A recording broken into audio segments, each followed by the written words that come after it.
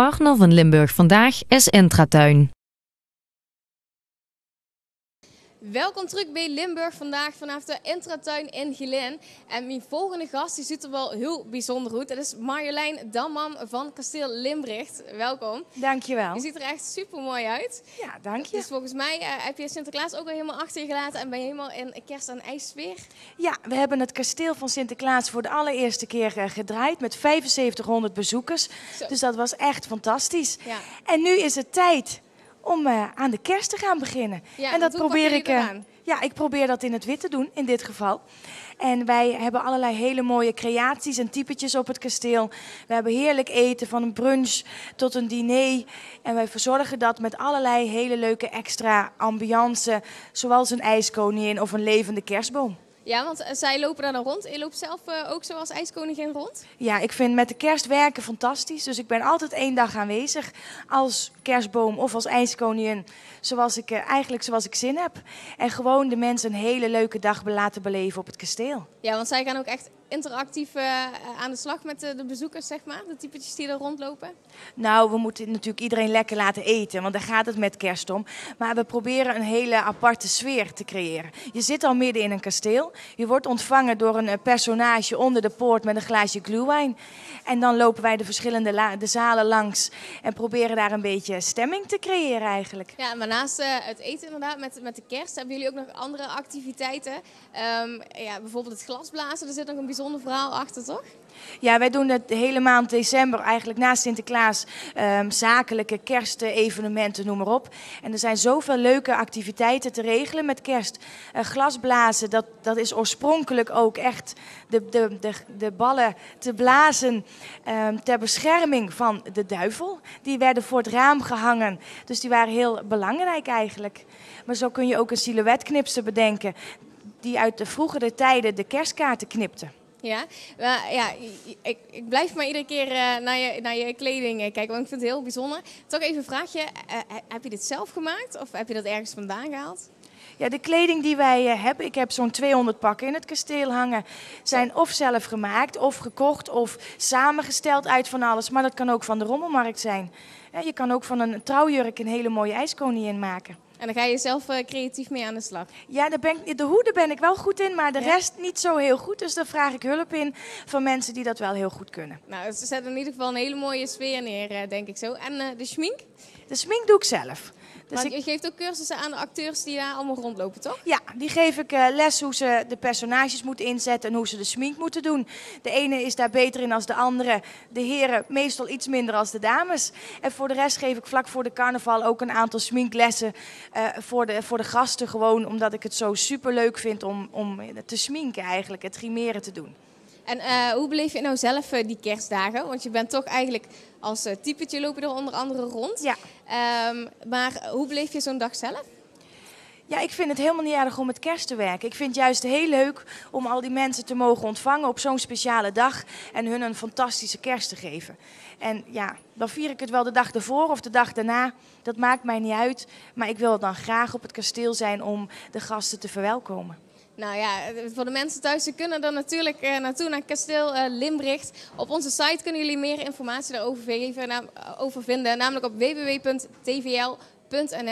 Hartelijk dank voor de toelichting. Graag gedaan. Volgens mij als je hier wegloopt, zullen zo allemaal mensen op je aflopen, want je kunt er niet omheen op dit moment. Ja, dankjewel. Geniet van de kerstdagen alvast en nogmaals hartelijk dank. En hetzelfde voor jou. Dankjewel. Wij gaan hier volop genieten van muziek nog steeds. Eerder hebben we Martin Hurkens hier horen zingen. Maar deze keer gaat hij niet alleen voor ons zingen, namelijk met de Red Rail Singers uit Schinveld. Ik wil voor u een luid applaus, want het wordt weer helemaal fantastisch.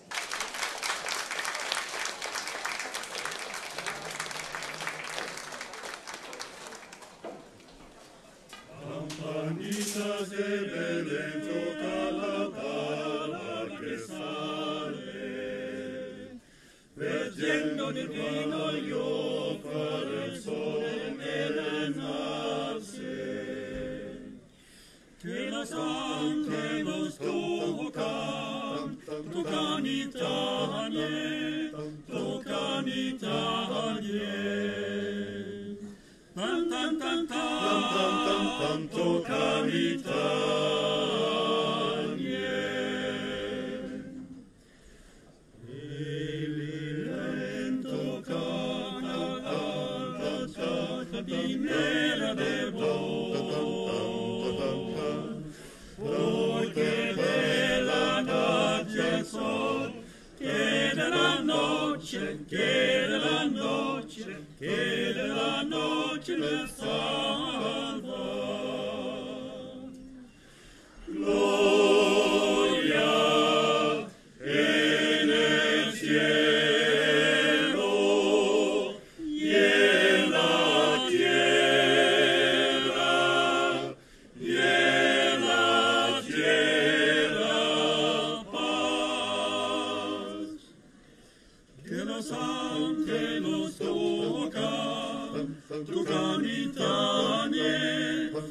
tocan Italie.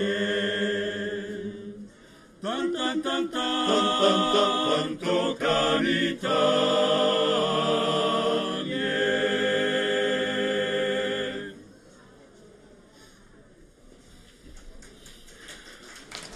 Ja, dat waren weer geweldig mooie kerstmuziek. En nou we toch in die kerststemming zitten, is het ook tijd voor Romeo. Hij gaat dus namelijk alles vertellen over Kerstboom.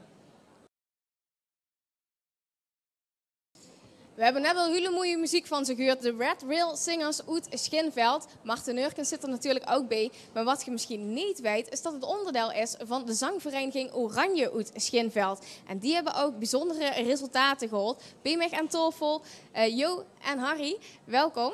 En Jos en Harry, sorry. Gij ziet inderdaad onderdeel van de Red Rail Singers. Maar eerst eventjes over die zangvereniging Oranje. Ja, het verwijst natuurlijk naar het Koninklijk Hoes. Maar heb je ook daadwerkelijk een band met het Koninklijk Hoes? Ja. Want wie is dat ontstaan? Het is ontstaan. Het Monaco Oranje is ontstaan in 1898. Toen is het opgericht. Het is hetzelfde jaar als koningin Wilhelmina gekroond is. Dus dat is eigenlijk dan de band met het Koningshuis. We hebben al een keer gezongen voor de koningin. We hebben ook al een aantal penningen van het Koningshuis gekregen. Ja, dat is natuurlijk fantastisch toch, neem ik aan, voor zo'n zangvereniging. Ja, de laatste penningen hebben we daarvoor gekregen toen we kampioen geworden worden in 2003. Landskampioen, hè? Landskampioen, ja. En is er iets waarvan gezegd van, nou, dat is echt super bijzonder om op terug te kijken? Dat is een mooie belevenis, ja. De geest echt met de vereniging, de geest echt ergens naartoe groeien. Het begint met een repertoire, wat ze eens uitvoeren voor een concours. En dan, de krijg dus extra repetities, de krijg de vult dat de samenhang in het koor toch wel hechter gaat worden.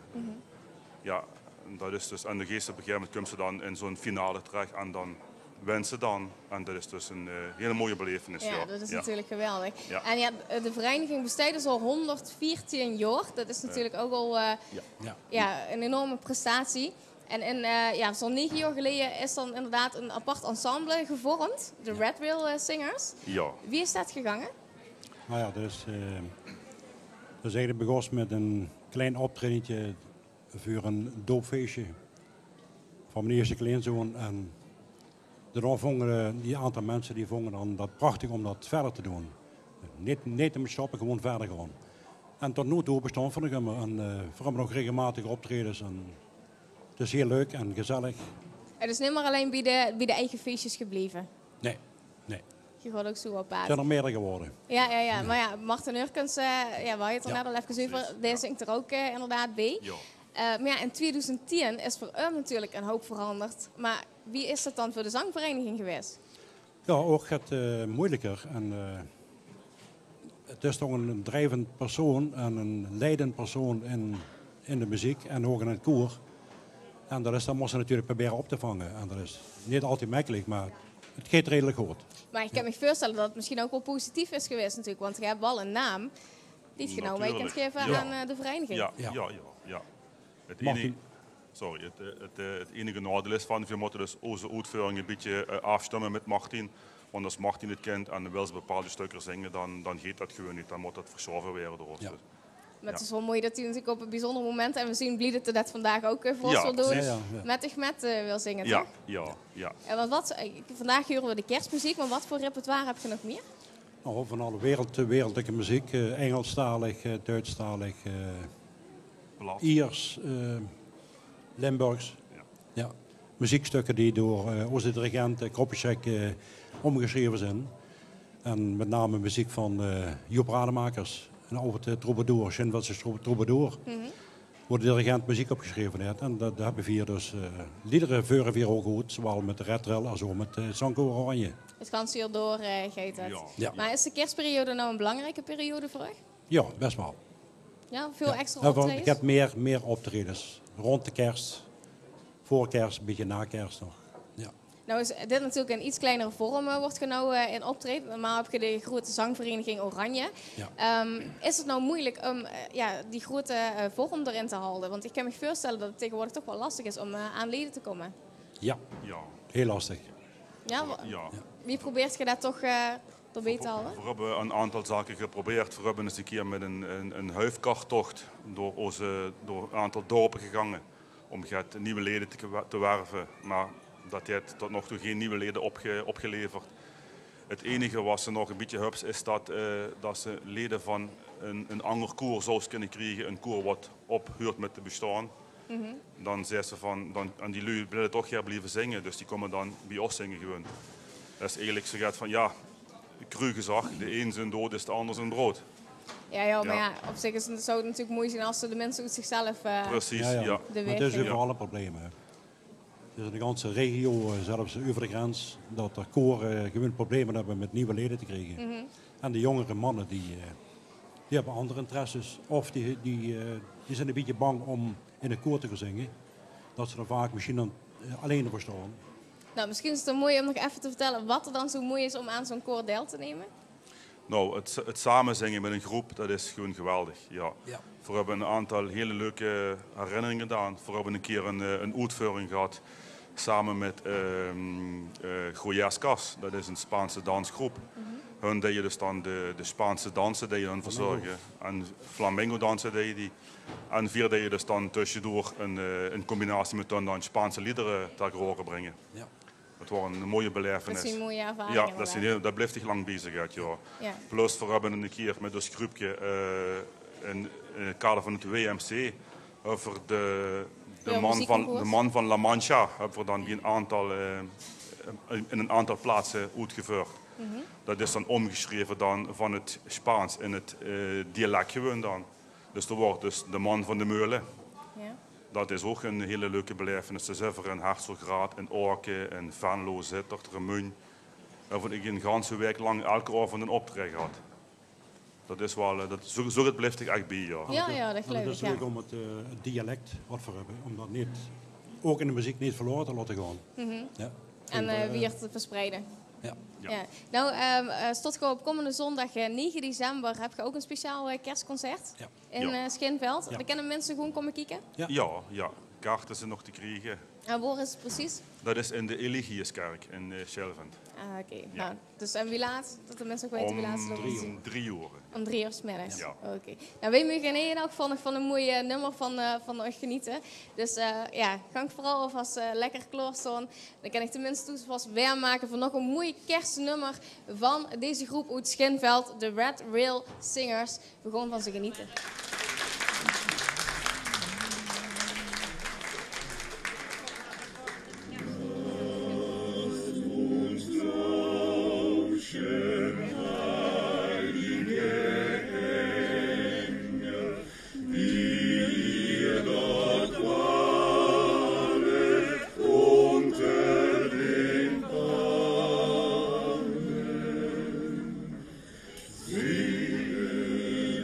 Slow.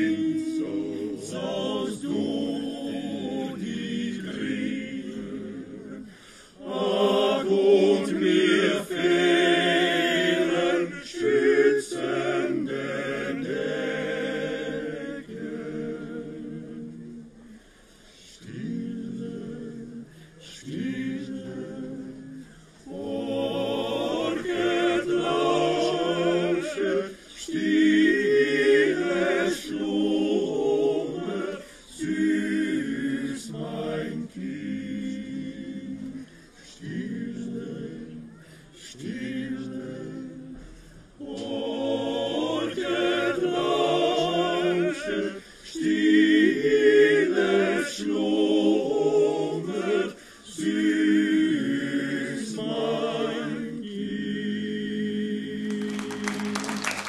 met deze mooie muziek sluiten we deze aflevering van Limburg Vandaag af. Morgen zien we er natuurlijk weer.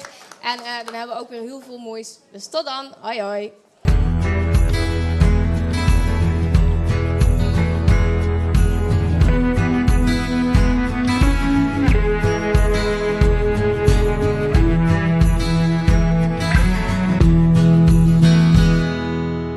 Partner van Limburg Vandaag is Entratuin.